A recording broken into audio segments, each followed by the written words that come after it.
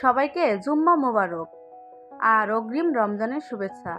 আসসালামু আলাইকুম ভাইয়া অ্যান্ড আপুরা, তোমরা কেমন আছো? আশা করি সবাই ভালো আছো। আমিও আল্লাহর রহমতে ভালো আছি। তোমাদের ভালোবাসা এবং তোমাদের সাপোর্টে আমি আবার একটা নতুন রেসিপি নিয়ে হাজির হয়েছি। রেসিপিটা যেমন দেখতে সুন্দর, খেতেও অসাধারণ। তো কি রেসিপি করতেছি তোমরা সম্পূর্ণ ভিডিও দেখবা। এই রেসিপিটা ভাত, রুটি, পোলাও সব কিছুর সাথে খাওয়া যায়। তো আর কথা বাড়াবো না, দেখতে থাকো, সম্পূর্ণ ভিডিওর সাথে থাকবা। এখানে আমি চীনা বাদাম নিয়েছি আর নিয়েছি বেরেস্তা। তোমরা চীনা বাদামের বদলে পেস্তা বাদাম, কাজু বাদামও দিতে পারো।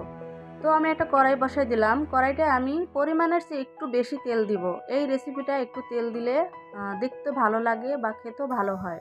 তেলটা গরম হয়ে গেলে এখানে আমি 4টা এলাচ, 2টা দারচিনি, একটা তেজপাতা দিয়ে দিলাম। একটু হালকা গরম হয়ে গেলে আমি পেস্ট কুচি দিয়ে দিলাম পরিমাণ মতো।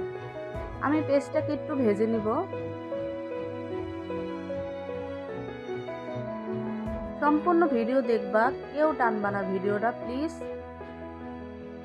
নতুন আপুদের জন্য এবং বেচালার ভাইয়াদের জন্য আর প্রবাসী ভাইয়াদের জন্য অনেক উপকার হবে আমার ভিডিওটা দেখলে। খুব সহজ। তো এখানে আমি দিয়ে দিলাম আদা রসুন বাটা 2 টেবিল চামচ দিব। আদা রসুনটাকে আমি ভালো করে কষিয়ে নিব।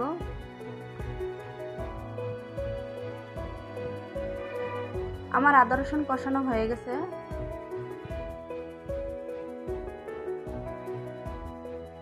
এখানে হাফ টেবিল চামচ হলুদের গুঁড়ো দিয়ে দিলাম। হাফ টেবিল চামচ মরিচের গুঁড়ো দিয়ে দিলাম। অবশ্যই মরিচের গুঁড়া, হলুদের গুঁড়া একটু কমই দিলে ভালো হয় কালারটা। এখানে দিয়ে দিলাম আমি ধনিয়ার গুঁড়া আর জিরার গুঁড়া মিক্স করে দিয়ে দিলাম একসাথে। তো ভালো করে একটু নাড়াচাড়া করে আমি ভালো করে কষিয়ে নিব।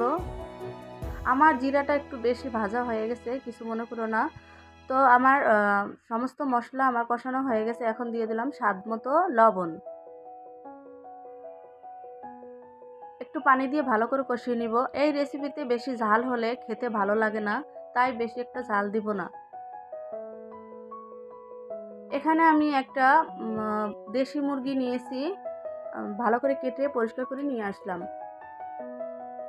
আমার সমস্ত মশলা কষানো হয়ে গেছে। এখন আমি মুরগির মাংসগুলো দিয়ে দিব। এই রেসিপিটা তোমরা ব্রয়লার মুরগি দিয়ে করতে পারো, তারপরে আরও বিভিন্ন যেই মুরগির মাংস আছে তাই দিয়ে করতে পারো, কিন্তু ব্রয়লার মুরগির ক্ষেত্রে কোনো রকম পানি ব্যবহার করা যাবে না বা দেওয়া যাবে না। তো আমি এখন মাংসগুলো দিয়ে ভালো করে কষিয়ে নিব। একটু ঢাকনা দিয়ে ঢেকে দিব। মেইন উপকরণ হলো আমি বাদামগুলা ভালো করে ব্লেন্ড করে নিয়ে আসছি আর বেরেস্তাগুলা। এখানে আমি কিশমিশ নিয়েছি, আমি এই উপকরণগুলো দিব। আমার কষানো হয়ে গেছে মাংসগুলা।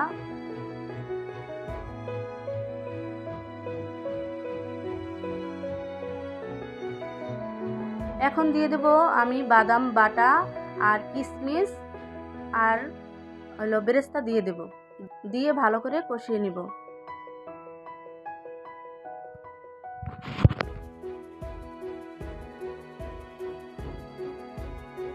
দিয়ে দিলাম 2 টেবিল চামচ টক দই। 2 টেবিল চামচের বেশি টক দই দেওয়া যাবে না, আর মাংসের পরিমাণটা বেশি হলে বেশি দিবেন। এখানে আমার বেশি বড় না, 1 কেজি হবে মুরগির মাংস, তাই আমি 2 টেবিল চামচ টক দই দিয়ে দিলাম।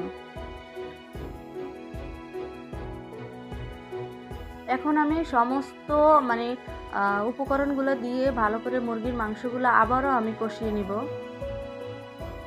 দেখো আমার অনেকটা কষানো হয়ে গেছে আর তেল উঠে গেছে। তেল উঠে গেলে ভাববেন যে কষানো হয়ে গেছে।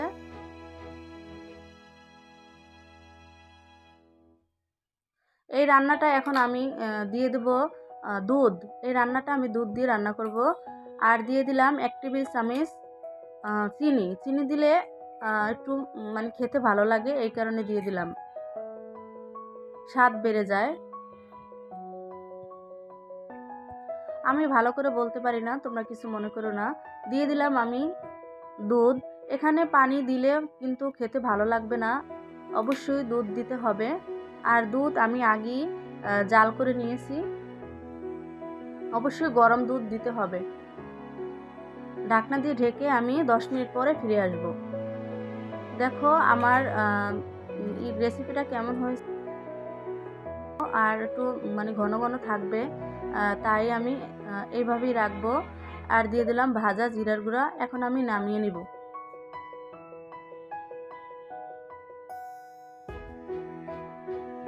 এখন আমি একটা বাটিতে ঢেলে তোমাদেরকে দেখাই কেমন হয়েছে।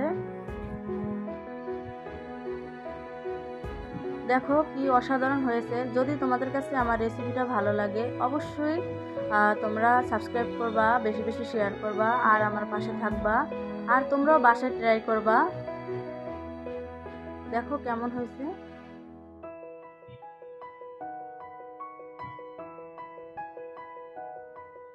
কালারটা কেমন হয়েছে দেখো, জাস্ট অসাধারণ।